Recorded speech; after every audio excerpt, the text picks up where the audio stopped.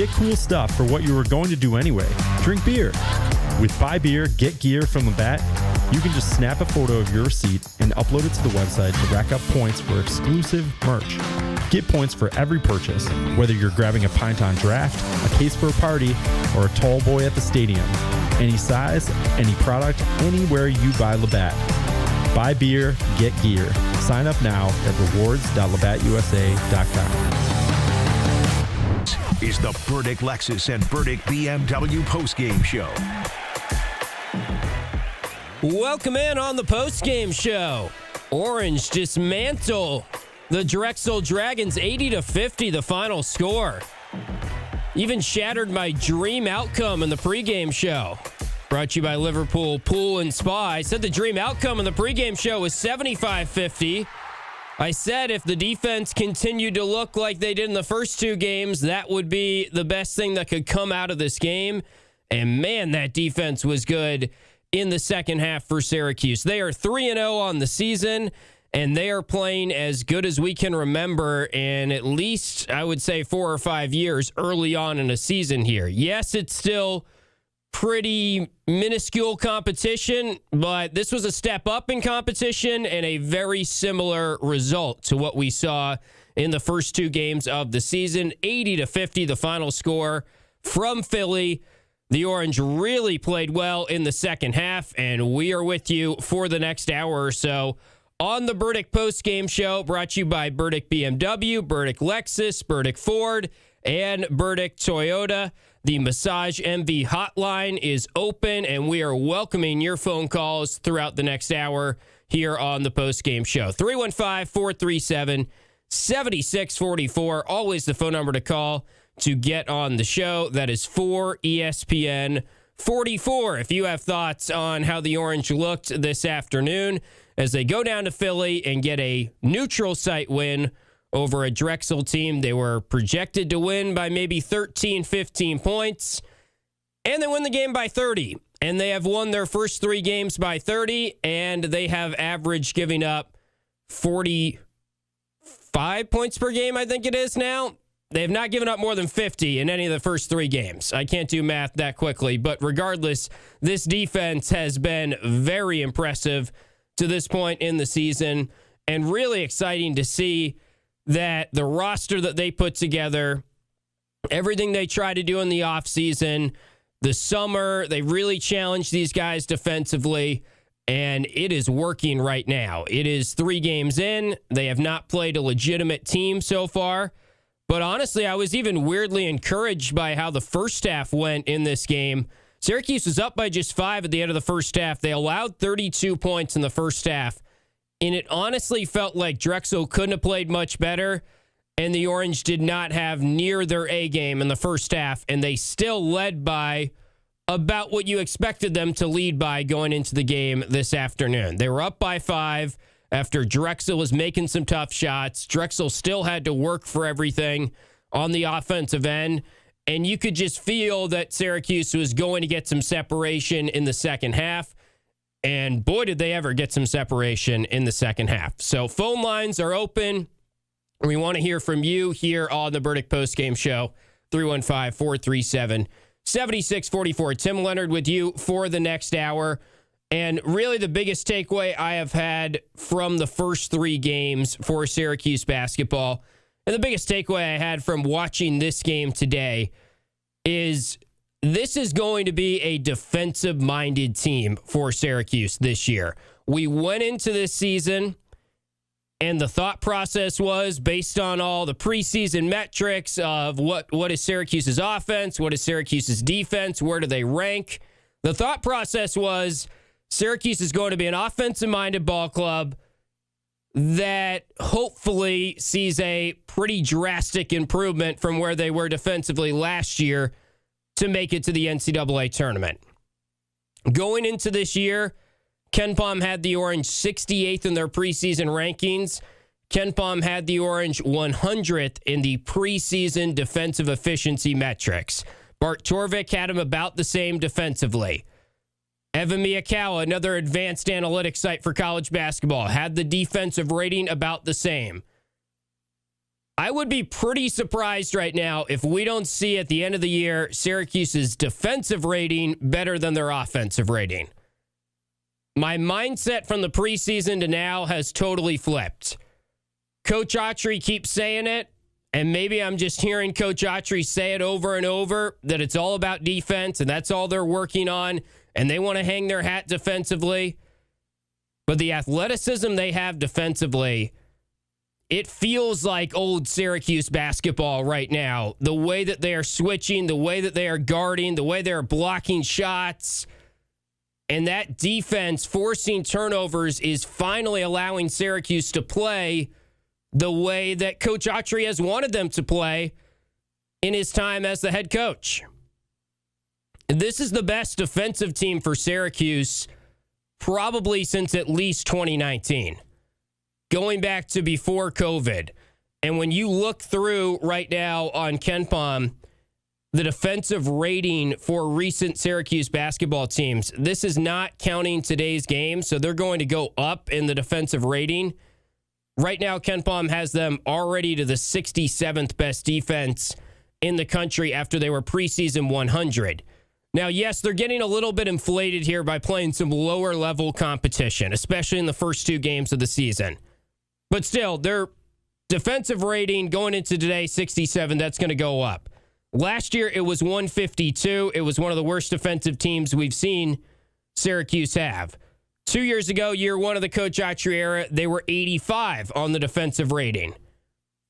Before that, last year, the Jim Boeheim timeline, 2023, they were 185 defensively. Year before that, 207 defensively. 2021, they were 77th in the defensive ranking on KenPom. So they're already better than anyone in the last 5 years. 2020, they were 116. You got to go back to 2019 when they were 30th in the defensive rating metric at the end of the year on KenPom. This is not end of the year stats, but still, I think this defense right now, it's 67 on KenPom. It's probably going to go up to like 60 by the end of the day today. This is definitely a top 50 defense, at least in college basketball right now. I've seen enough to confidently say that. I know that they are not playing ACC competition yet. They're not playing power conference competition yet. This could be a top 30 defense. That's how confident I am in this defense right now.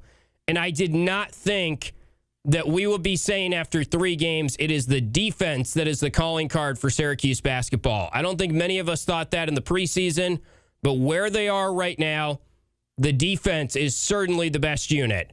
That is totally flipped from the preseason, and this is probably the best defense we've seen since at least 2019 for Syracuse, and the most athletic team probably in going on 10-plus years for Syracuse basketball, and that's why they're good defensively, and you got to give Coach Autry some credit for that.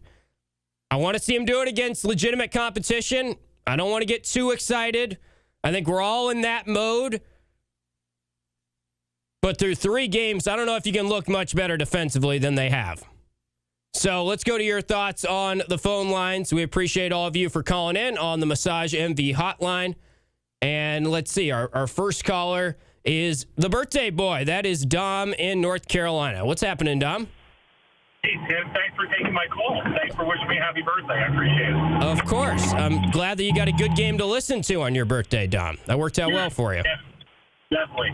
So I am really surprised how good this team is defensively. I thought that at our center position, maybe being undersized, I was a little worried about it. But he plays like he's best football.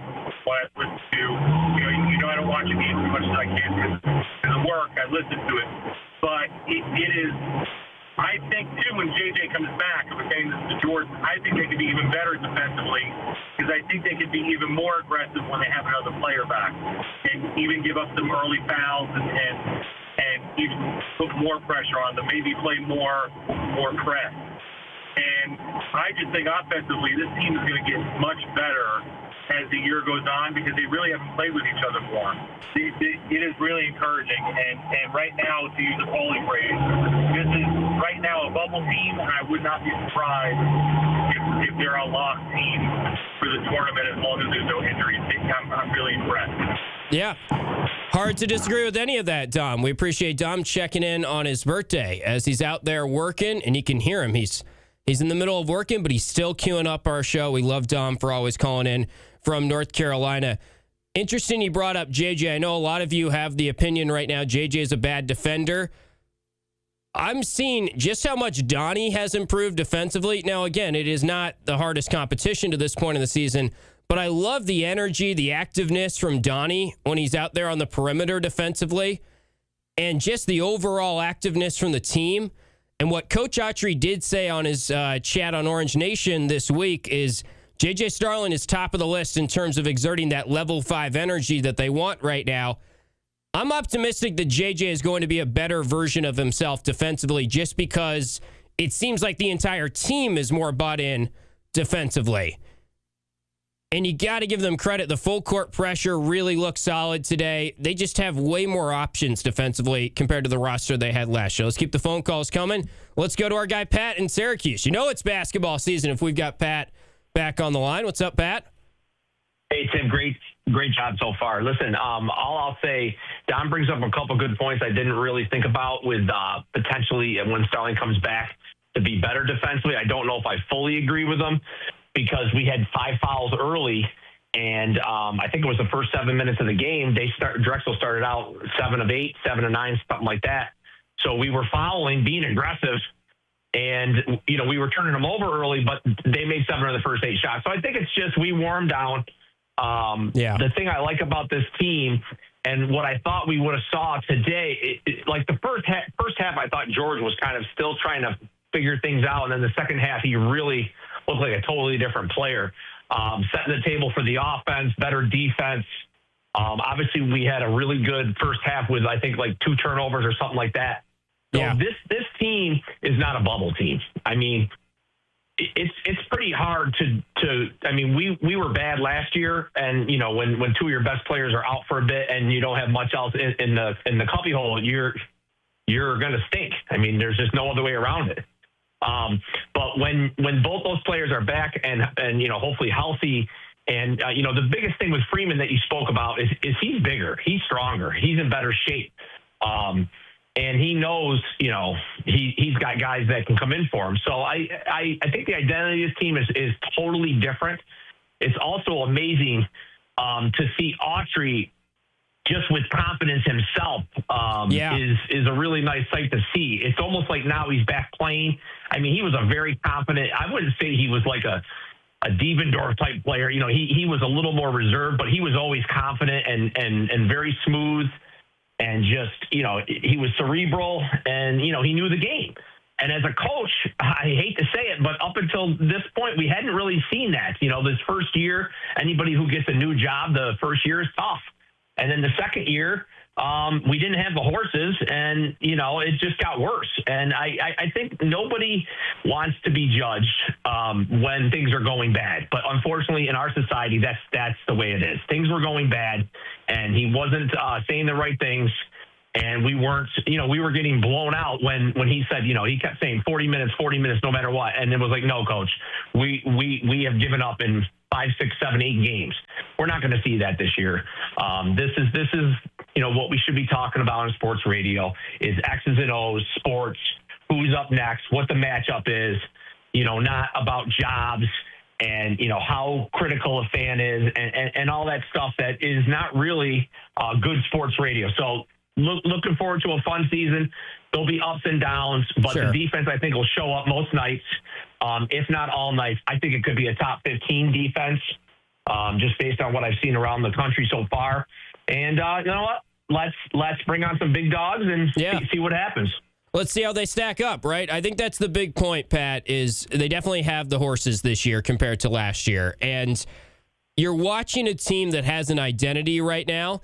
And Coach Autry has said since he took the job, he wants the team's identity to be kind of exactly what we're seeing through this first 3 games. It hasn't gotten to that point, so that's why the criticism came in, and he kept saying stuff like, we're going to get out and run, and we're going to play like old Cuse basketball, and it wasn't there. But this is what happens, I guess, when they do have the athletes around him. And I think he's learned a lot. I think you're spot on. He's more confident. He's more active on the sideline. he does seem like a coach that went through a lot last year and understood last year, I've got to get a lot better at teaching defense. And he went to the well, and he went through the offseason in the summer, and he dedicated a lot of time on defense, and they spent a ton of time on defense in practice. And I think he said, you know what? Year 3 is a big year for me. I'm going to go down with my team at least. If I'm going to go down, it's at least going to be me going out there with a certain identity and trying to give it my all to make the team be good defensively so that they can get to what they could be, which is a great athletic team when they are out and running. But it all hinges on the defense, and that's why they've spent so much time on defense. Yeah, and hopefully we can tighten up the free throws because I can already see the writing on the wall with that. But hopefully, it's not enough sample size. We haven't even been to the line that much. And the guys with the ball need to make free throws. And if that means that JJ doesn't have the ball, then that means JJ doesn't have the ball. So we'll see how it goes, Tim. Thanks. All right, that's Pat in Syracuse. Always appreciate him checking in. Free throws ended up 11 for 15. It was weird to see Nate Kings go to the line and brick 2 free throws. He was low 80 percentage points last year at Oregon State. Obviously a great shooter. He was 0 for 2 in his one trip to the line. Kind of a little bit better at the line today, 3 for 4. Overall, this team played very well. The second half was just a dominant second half. You win the second half 43-18. Drexel shoots at 20% in the second half. They end up shooting 32% overall for the game. Drexel 7 for 35 in the second half. You talked about they made 15 threes in the game before against Colgate. Drexel 6 for 23 from the outside. A lot of good numbers to talk about here on our Burdick postgame show. Phone lines remain open. We'll work in our first time out. 315-437-7644 if you want to call in and give your thoughts on Orange basketball after they dominate Drexel from Philly. 80-50 the final score. We're back with more on QSportsTalk.com and ESPN Radio. Burdick Toyota.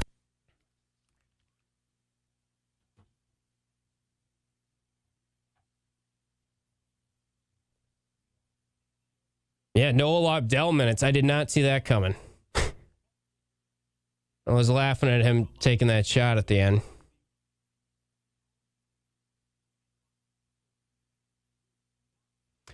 Yeah, I wasn't going to call out Pat on a first phone call. He was, I don't really know if he was like truly calling for Red's job, but he obviously was critical of the coaching more than most, which he's not alone there. I think the takeaway really is, as I was saying a lot last year, they have better pieces this year and pieces that fit the system that Red wants to run.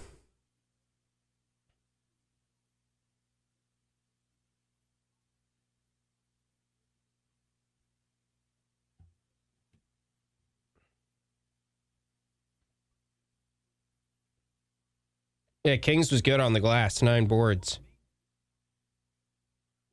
That was fun. That second half was like old Cuse basketball. It's Drexel, we know, but you can't really play better than they have defensively through 3 games. So, got to be encouraged. And I really didn't think I'd get on here today and be like, oh, that game changed my opinion of the team. I'm not totally convinced they're like definitely not a bubble team, but the way things look defensively, I mean, they've got to be a top 50 defense in the country from what we've seen so far. Got to be. And if they're that, I think they're an NCAA tournament team. I think really when they get into ACC play, the conversation is going to be more about can they score enough and is the half-court offense good enough? But Pat's right, and Dom brought it up. I mean, you don't have JJ and Tyler Betsy, and you're still just demolishing teams. Tyler Betsy today, of course.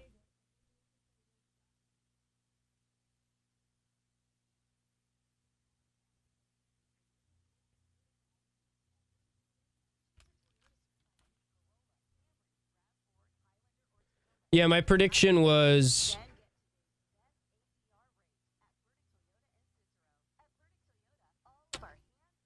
sorry, I'm looking at 315 Homerville, NY. You said top 30 and 50. I think their defense is really almost elite in both. Yeah, I would say to this point, I think I said at least top 50. I can't get to like Pat said, maybe they're top 15 good. I want to see them do it against someone that's legit good offensively, but I agree with you guys. I mean, it's hard not to just be all in on the defense right now. It's very impressive how they're defending. They do look like a 6 seed, but there's a lot of teams around the country that are also demolishing teams that are like 250 on KenPom or worse. So, you know, I think I still don't really love the way the schedule was set up. I mean, they've really got to bag the Tennessee win or the third game in Vegas to feel like, okay, they're not a bubble team going into ACC play. But maybe you beat Kansas. I just don't give them a great chance against Houston. Houston's just so tough.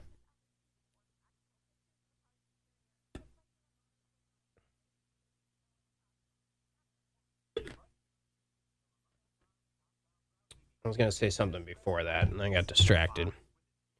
Yeah, my prediction, that's what I was going to say. My prediction was 73-57, I think. They definitely bested that. They bested the dream outcome, as I said.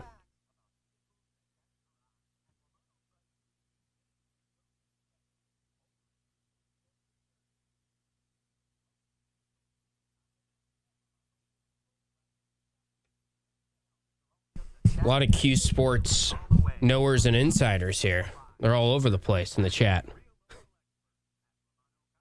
I love it. Is it the same person just switching back and forth? 97.7 and 100.1. This is the Burdick Lexus and Burdick BMW postgame show. Welcome back in on the Burdick postgame show.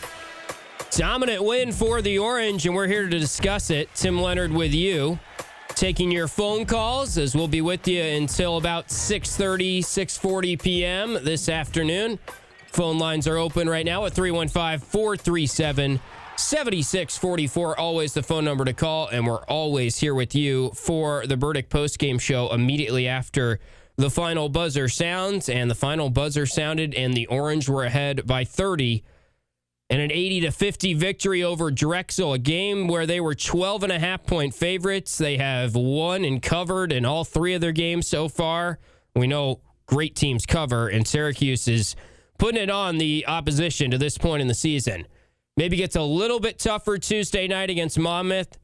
We still want to see J.J. Starling back out there, but that's the really exciting thing about how the Orange have started the season. Last year, they didn't have J.J. Starling, and that's all we talked about, how much they missed him and how bad the team looked without J.J. Starling and how much he was instrumental in them producing points offensively and how valuable J.J. Starling was. They didn't have Tyler Betsy after he seemingly rolled his ankle in the first half. He did not play after playing just a handful of minutes in this game, 6 minutes to be exact for Tyler Betsy. It didn't matter. Unlike last year where Syracuse felt like they couldn't beat anyone or they just couldn't even play remotely good defense against, I mean, they were getting trashed by Lemoyne and teams like that early on in the season, what they were doing defensively, and they couldn't stay in front of people. This team has upped the intensity defensively. They're long, they're athletic. They remind you of the best Syracuse basketball teams. And what this team can do defensively is night and day compared to last year, of course. And KenPom had them as the number 100 offense or number 100 defense in the country going into the season. We'll see if they update as we're talking here the Orange's KenPom rankings because, man, this is at minimum a top 50 defense right now in the nation. And I'm saying that even kind of trying to pump the brakes a little bit because you can't get that excited when it's Delaware State, Binghamton, and Drexel. But Drexel scored 83 points the other night. They lost to Colgate. I'm not saying that that's an indicator that Drexel is some juggernaut of an offense. But Drexel was making some good shots, some tough shots in the first half. They got to 32 points. And the Orange came out. They made some adjustments seemingly in the second half. And despite being down, who many of you would have called one of the best players on the team going into the season, And despite being down Tyler Betsy, who I think has been better than we even anticipated and has been a nice player to have off the bench, Syracuse still just overwhelmed Drexel. And Syracuse didn't overwhelm anyone last year and really didn't overwhelm anyone in the last 3, 4, 5 seasons in the regular season. And they have overwhelmed their opponents to this point. I don't think they're going to overwhelm Houston. I don't think they're going to overwhelm Kansas. I still would pick the Orange to probably lose both of those games because I have a ton of respect for Houston. And you talk about a defense and a team that has an identity. That's going to be a fun matchup. There's probably not going to be a ton of points in that game based on what we've seen from Syracuse to this point. But the biggest takeaways you have right now about the way the Orange are playing is, one, this defense is going to be the best unit out of the two on the team. And going into the year, I thought maybe we would be talking about the offense being the best unit. And I'd say the second takeaway you have, and the biggest individual player takeaway I have, is Kyan Anthony is going to be better than we thought going into the season. Now, maybe that's just me speaking. Maybe some of you thought Kyan was going to be this good, or you had the high expectations because of the last name. I was, again, kind of like I am saying right now, sort of pumping the brakes on talking about Kyan being the next great thing before we see it in action and before we see how he looks, because he's a freshman and most freshmen come out and they struggle. And Kyan did turn the basketball over today for the first time. He had 0 turnovers in the first 2 games, and he was the only player on the Syracuse roster that did not turn the ball over in the first 2 official games. He did have 3 turnovers in each of the exhibition games. Syracuse as a team, 7 turnovers. Kyan had 4 of those in this one, but he plays 28 minutes. He leads the team in scoring with 18 points. And I did not expect Kyan Anthony to lead the team in scoring this early in the season. Some of that is the injury to J.J. Starling, but he has gone for 15 points, 19 points, and 18 points. That's a lot better than I thought he was going to do at this juncture of the season. A lot of people ask me in the offseason, what is the number you would sign up for Kyan Anthony points per game at the end of the year? And I was kind of thinking maybe 8 or 9 points, and I've got to reevaluate that answer now. I said this week maybe 10 points I'd sign up for. The more I watch him, the more it's going up right now. And it wasn't like it was a flawless game from him tonight, but he is someone that can create his own shot and is very confident and calm in doing so for a freshman. Let's go back to the phone lines at 315-437-7644. We've got Chris, who is in Syracuse. What's on your mind, Chris? Terrible defense at SU. Clearly, they got out-rebounded. They're playing zone second half. Just even with the players don't know how to communicate with the screen rolls, the screen passes. They got terrible defense, Chris. Syracuse? First half was terrible. Are you kidding me? They broke some assignments. They had an open dunk. They like communication issue was the first half. It should have been that type of game in the first half. They made it more simpler than it was. Chris, they allowed 50 points. Would you have taken that at the start of the game? But I'm saying the first, if they play that, and the hope I'm saying, like if they play that first game like against Houston or against Kansas, they're not gonna, especially with their defense. The first half was terrible. They're gonna lose easily. I'm sorry, Chris. We got to let you go. I can't listen to terrible defense. I appreciate Chris for calling in. I'm more than willing to talk to him again. It's just that's not the takeaway from this game. That's just not. We're not doing that today. It's just not the takeaway from the game. The defense was great. You can nitpick the first half. The first half, they didn't play their A game. As I said, I was weirdly encouraged by the first half. I don't like hanging up on people, and I'm not that guy. And maybe this is Chris calling back right now to yell at me.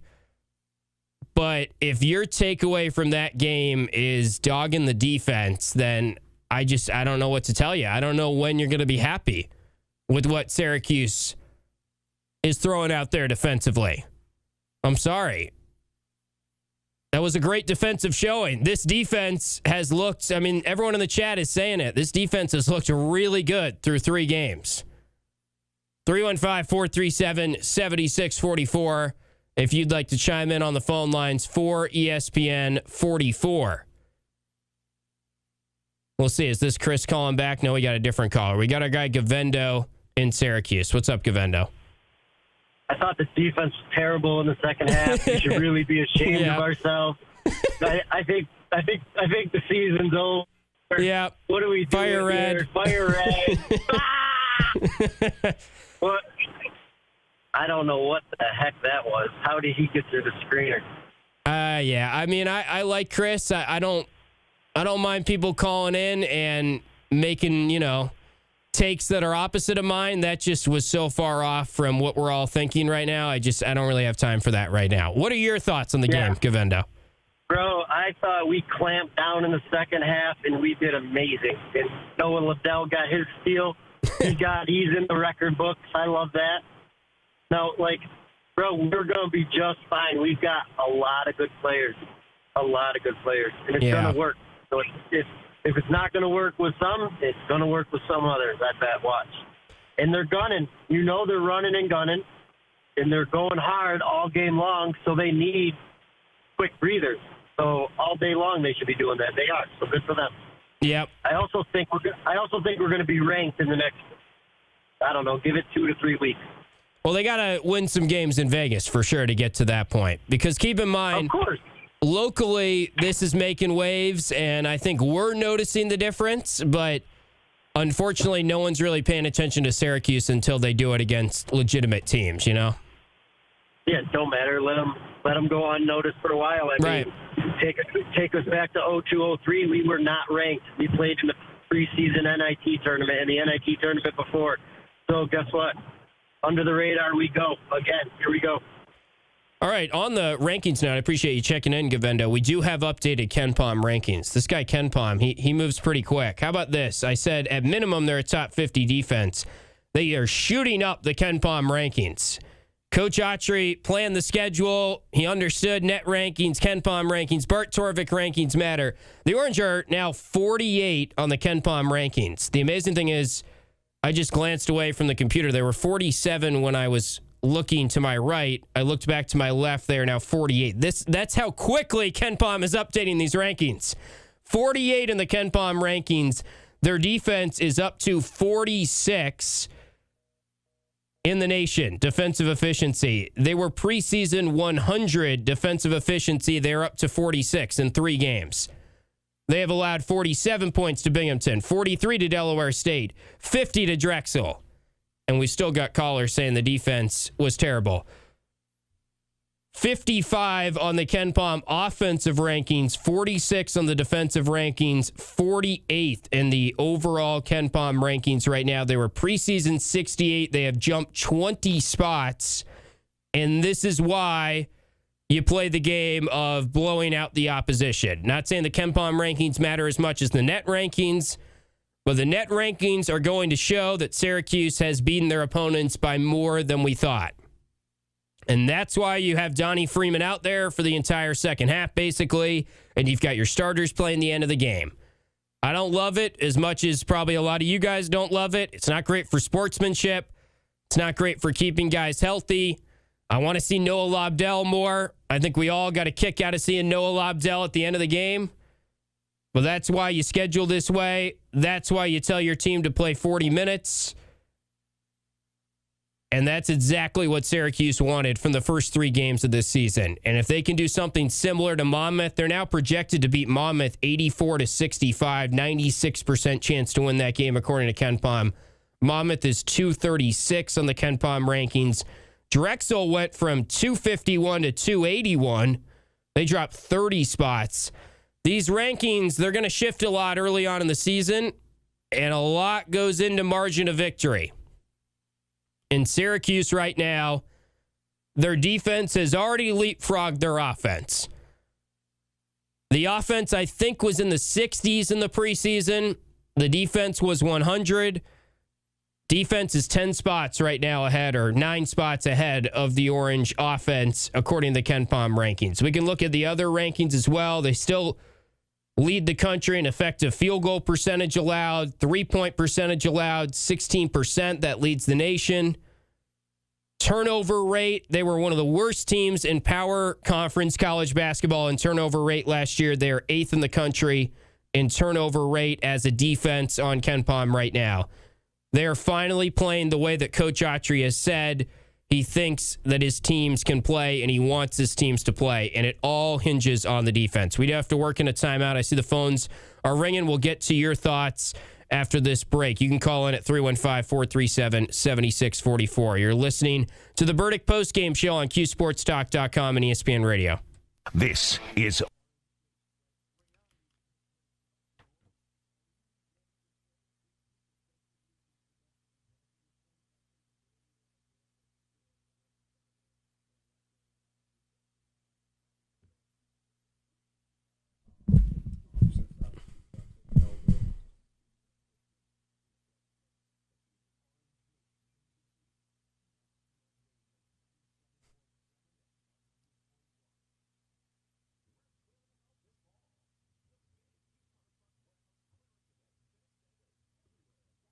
Bart Torvik still has preseason rankings. We were pretty similar. I think it was like 63rd in the Bart Torvik preseason rankings. You're thinking of Net, maybe. Net doesn't do any preseason evaluation. Bart Torvik has us 53rd, not counting the Drexel game yet. It had, going into this game, Syracuse offense 36, Syracuse defense 72nd. That's obviously going to change. And again, everyone that thought this was going to be an offensive-minded team, we're quickly finding out that is not the case. Evan Miyakawa. So I pull that up. I doubt he's updated. Evan Miyakawa has Syracuse 49th. Let's see, defensive rating. How do I find it? It's not as... It can be harder to find it. Maybe if I click on Cuse, it will tell me. He just has like a number to it. He has the defense slightly behind the offense. So, again, everyone thought it was an offensive-minded team. No. I say everyone, the computer numbers.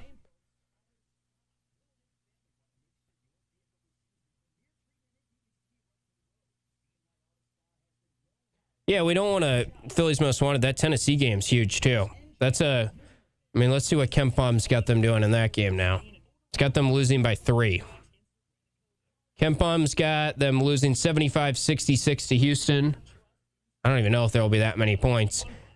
Kansas 76-73, 3-point loss, 38% chance to win that game. Tennessee 75-72 loss, 41% to win.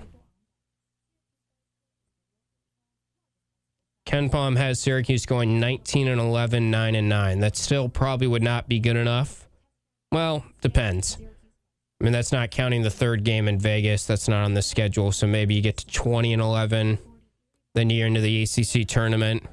You need the ACC to be pretty darn good, though, if they go 9-9 in the league. Or I shouldn't say pretty. I mean, just better than they have been.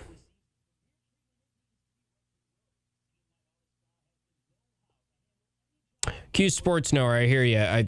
I think we've said it, that they focus a ton on defense and practice. I'm just saying the metrics, and I don't think we could confidently say in the preseason they were going to be good defensively because they were so bad last year.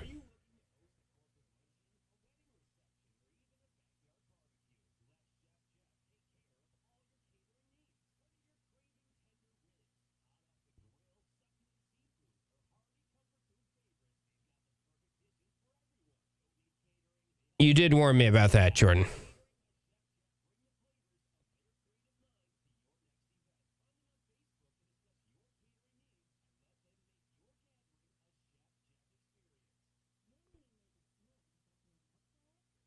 I am kind of drinking the Kool-Aid a little bit. Catching up on the chat. Yeah, I did see that Peterson's hurt, Albany Orange. Darren Peterson. He could be the number 1 pick next year, so that would be a big loss.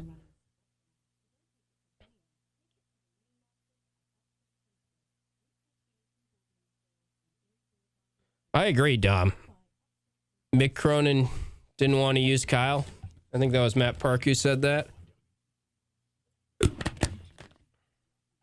TKWHD2 Bridgeport, ESPN Radio. This is the Burdick Lexus and Burdick BMW postgame show. Welcome back in on the postgame show. Brought to you by Burdick BMW, Burdick Lexus, Burdick Ford, and Burdick Toyota. Tim Leonard with you. Phone lines remain open here as we react to the Orange's 30-point dominant win over Drexel from Philly. 80-50 the final score. Doing it with defense once again. We'll get you some of the thoughts of Coach Autry in his postgame press conference in a little bit as well. And we want to hear from you, whether that's in the Cuse Sports Talk chat or on the phone lines at 315-437-7644. That is always the phone number to call. It is 4ESPN44. Hard to do this segment. We always try and do the segment of improving the team. What can they do to improve after the game here on our post-game show that's brought to you by the Auburn Community Hospital? Something that could be seen as sort of a focus point to improve on. Auburn Community Hospital is improving their team. Apply today at auburnhospital.org. So we thank our friends at the Auburn Community Hospital. I guess rebounding is the thing that comes to mind. That was the thing that stood out, especially in the first half. That's what kept Drexel in the game. Drexel did make some tough shots in the first half. I did feel like the Orange were going to separate, and I felt pretty good about how Drexel probably played as good as you would expect or could have thought they could play in the first half, and Syracuse didn't play their best game, and it was still a 5-point Orange lead at the break. You look at the overall rebound in the end, Syracuse loses by 3. I did say on the pregame show I'd be disappointed if they didn't out-rebound Drexel by somewhere in the neighborhood of 10. That did not happen. They allowed 18 offensive rebounds. We talked about it throughout the week on Drive Time and also on Orange Nation and on the pregame show that was the best stat for Drexel. I'm sure that that's something that Coach Autry and the coaching staff were really harping on. They had to box out. They had to prevent offensive rebounds. Drexel had pretty much half their rebounds on the offensive glass. They had 18 offensive rebounds after averaging 17 per game entering this one. The Orange have now allowed 17 offensive rebounds to Delaware State last game and 18 offensive rebounds today. Syracuse lost the rebounding battle 39-36. So that's the one thing that you can look at right now. I will say, I don't love just looking at the rebound margin. I think you got to combine rebound margin and turnover margin. That's what we learned when you followed the good Syracuse teams in the 2-3 zone. Now that they were playing zone defense today, and I keep saying at some point maybe they will throw out the wrinkle of zone. I know they practice it quite a bit, and I know that is something that this team could excel at, but also this man-to-man defense looks great. The full court pressure defense looks great. They're doing some different stuff in the ball screen coverages. They're able to do some different stuff. They are really bought in defensively. So again, the biggest takeaway from these first 3 games is this is the best Syracuse basketball defense we have seen in at least 5 years. And it could end up being one of the best Syracuse basketball defenses we've seen going back to maybe the Frank Howard, Tyus battle, top of the 2-3 zone days, like 2018, 2017, 2019. There were some really good teams defensively there. That team that didn't allow Michigan State to get anything from Little Caesars Arena in Detroit in the second round. That's maybe the best defensive team that comes to mind in the last 10, 12 years for Syracuse basketball. And they had some good ones in that stretch. I mean, when they went to the Final Four as well, that was a good defensive team. The 2-3 zone was clicking when you had the right players. And this defense is clicking because they do have the right pieces and the right players.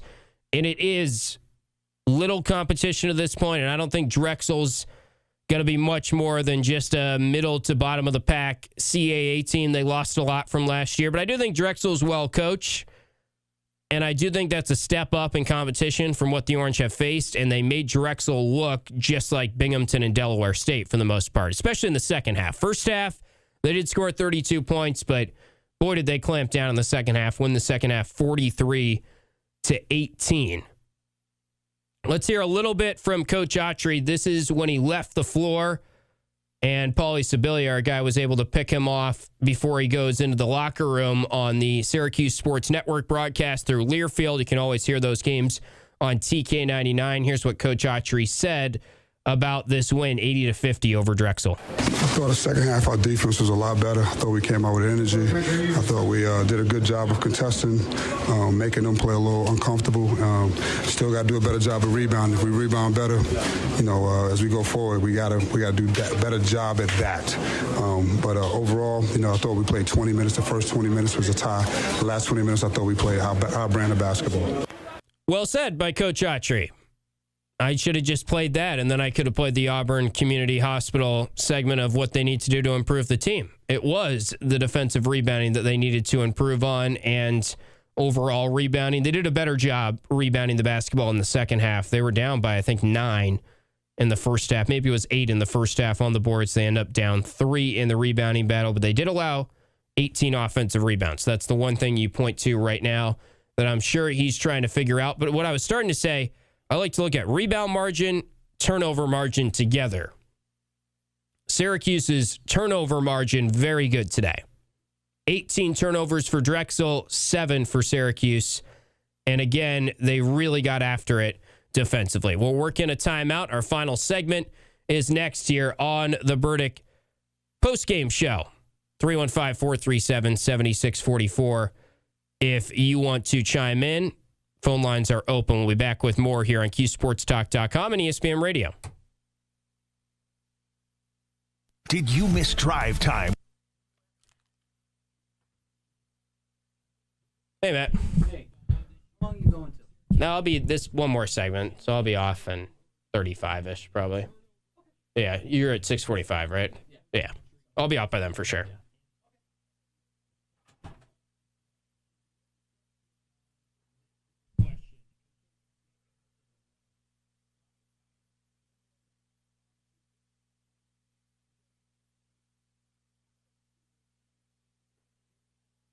That's fine, Jordan. You don't have to pull that. I can go through some of these comments. Appreciate you.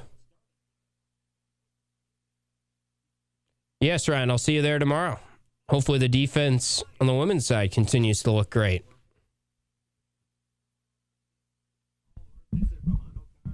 Exciting to have more talented teams this year, men and women.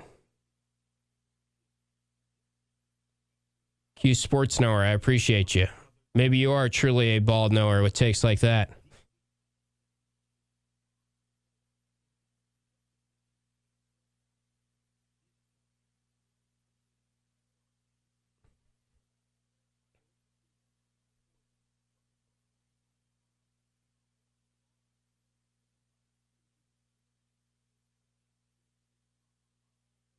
Women's game at 2 tomorrow, 1:45 pregame. ESPN Radio, Syracuse, Cuse app, Varsity Network app. There's your promo. What's going on in college football? People are texting me the ACC is hosed.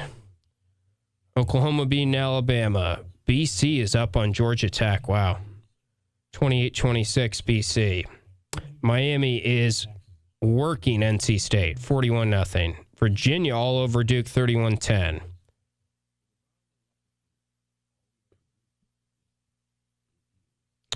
Wake Forest over UNC 14-6. How about college basketball? What do we got? Georgetown over Clemson. We talked about that in the pregame show. Georgetown's 4-0. They look good. Be a fun year to play Georgetown. That's kind of a bummer. This could have been a good... Man, that's like the game that I wish they had on the schedule, you know? Someone in like the 50 range, which they might end up getting that in the third Vegas game. Obviously, you'll get plenty of that in ACC play, too. SMU beat Butler. That's good to see for the league. BC actually won in men's basketball. They beat Temple after losing to Central Connecticut this week.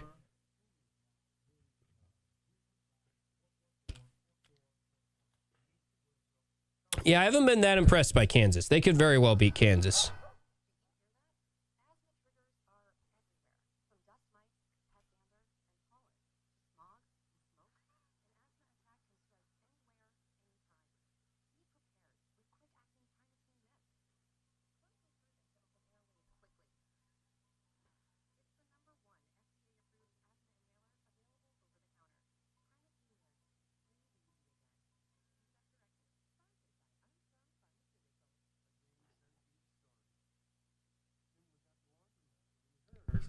It really comes down to defense. I mean, if you can make some shots, that'd be nice. But, well, I agree with you, yes. I mean, you want to make some threes. And this team's probably a little better shooting team than I'm giving them credit for. But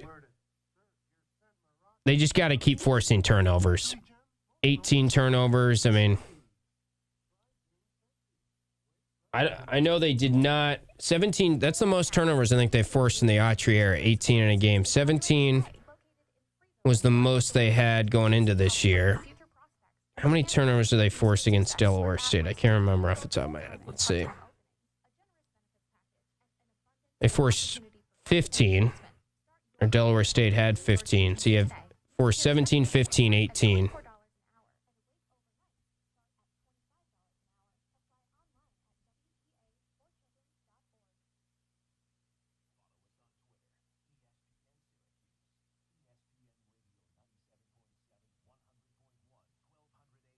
$1440 AM.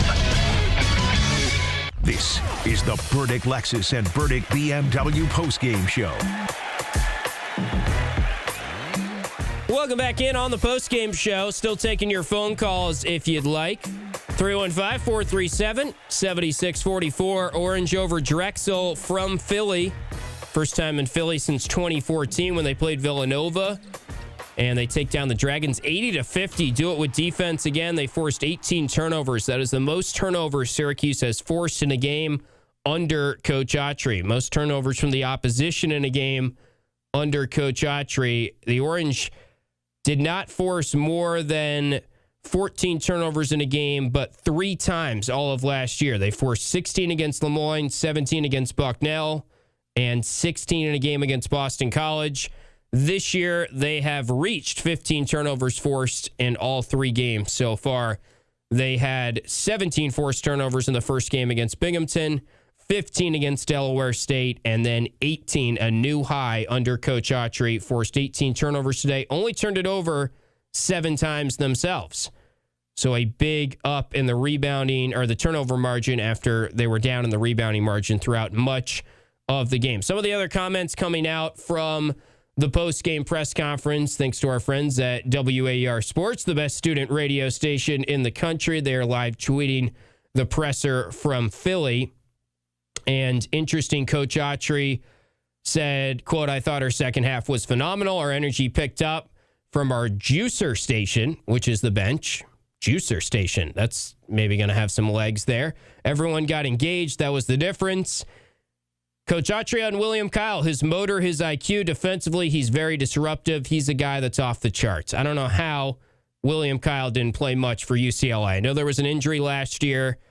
You can see why he was the all-defensive player of the year in the conference that South Dakota State played in that I'm forgetting right now. But regardless, he was the all-defensive player of the year 2 years ago and was a very big ad, seemingly, for UCLA in the portal, and it didn't work out. And it is lower competition, and William Kyle, as a supreme athlete, should look like this against lower competition, but I think it's going to translate. William Kyle, I think, is going to average about 9-10 rebounds per game this year from what we've seen so far. Coach Autry on J.J. Starling, maybe the most noteworthy comment from the postgame press conference. This is all thanks to our friends at WAER Sports. "I think he's really close," Autry said about J.J. Starling. "I expect him back pretty soon. He's our captain. He's our leader. For this team to be whole, we need him." I had been told that Monmouth was what they were kind of hoping for, so hopefully that is what happens, and hopefully he gets some time Tuesday night, 9 p.m., next game against Monmouth, and then from there, J.J. Starling will be conditioned and ready to go as they make the trip to Vegas for those huge games. Maybe he doesn't play against Monmouth, but I would expect him to be back. Based on these comments, I think he's really close. He's got to be back by the Houston game, I would say. And they didn't really miss him today, but they are going to need him against Houston. And that's one thing that I think now the concern going into the year may have been defense, just because that was the concern last year under Coach Autry, and that was the concern about the team last year was, boy, were they bad defensively. Now the concern shifts to how does their half-court offense look, and I think that's what we're going to be getting calls about as we get into ACC play and get into the Vegas tournament and they start playing power conference competition. And J.J. Starling, he's not a plus defender. I've never said that, but he is a plus offensive player, and he is a shot creator, and he is someone that put up 38 points in a game last year. Yes, it went to double overtime, but still, he is someone that can get his and can score. And I did not think that I would feel that would be a concern with this team, but if you are nitpicking and you're trying to figure out where are the things that might crack under power conference competition, it's probably the half-court offense right now. I thought Nate Kings, by the way, played his best game in a Syracuse uniform today. I think he proved why he is a starter, and he did a lot outside of knocking down shots. He did make a 3 early on. He still missed 2 free throws. He still seems a little shaky compared to what we thought from three-point range. 1 for 5 from 3, but he put it on the floor. He rebounded really well, 9 rebounds. He played good defense. He was active. Nathan George was great. 0 turnovers, 7 assists, 13 points. Donnie Freeman almost didn't seem 100% at times in this game, and he still went for 13 pretty easy points, 28 minutes. Only 3 rebounds for Donnie. There were a couple times I was kind of screaming at him to box out a little bit more, but he had a nice game. Donnie's been very solid here. And we talked about he is way more active on the perimeter. How about Coach Autry? I shouldn't say the one, but I wasn't a huge fan of the Peacock broadcast. I was going to say the one good thing from the broadcast. There were more than one thing, but I wasn't a huge fan of the overall Peacock production and broadcast. And I will say they had a good nugget that the color guy, who I'm blanking on his name, said he asked Coach Autry who's the best perimeter defender on the team, and he said Sadiq White, who is listed at 6'8", maybe 6'9". He said, that is our best perimeter defender, and he can shut your water off, I think was the phrase that they relayed on the broadcast. So, again, Sadiq White, we're not talking about him enough either. He got into foul trouble in the first half. They missed him. He played 15 minutes. I feel like he could play more, but this is a talented group, and it's going to be interesting how the rotation shakes out as the season progresses. Tyler Betsy only played 6 minutes with the injury. Hopefully he returns. I'm not sure if Coach Autry was asked about him post-game. Coach Autry did say we definitely will consider coming back here. Our Syracuse fans showed up. Philadelphia is definitely a place we want to come back to. First time there since 2014. Carmelo was in the house. Kyan leads the team in scoring with 18. 7 for 12 from the floor. Did have the 4 turnovers, but another really nice game from Kyan Anthony. Nate George, probably his best game overall for Syracuse, and he played very well in the Binghamton game as well. Stayed out of foul trouble, too. They did a good job of playing really tight defense, not fouling. That's hard to do. Very impressive game from Syracuse that's going to wrap things up on the Burdick postgame show. Thanks to all of you who called in on the Massage MV hotline. Massage MV is in Fayetteville and Clay. Don't forget about them. We heard a little bit from Coach Autry earlier on in the show. Thanks to our friends at the Syracuse Sports Network from Learfield. Anytime we hear from Coach Autry, anytime we relay the comments from his postgame press conference, that is brought to you by RomanoCars.com. You can shop today from anywhere at RomanoCars.com. Thanks to everyone in the Cuse Sports Talk chat. Thanks to Jordan out there for producing. Orange are back in action Tuesday night, 9 p.m. against Monmouth. Gio will have you covered for that late night post game as well as kind of a late night pregame that'll get going at 8 p.m. ahead of the scheduled 9 p.m. tip. That game on ACC Network on Tuesday night. We'll talk to you on Monday for Orange Nation and Drive Time. Have a great rest of your weekend and enjoy the Cuse being 3-0 on the season. Take care, everyone. Having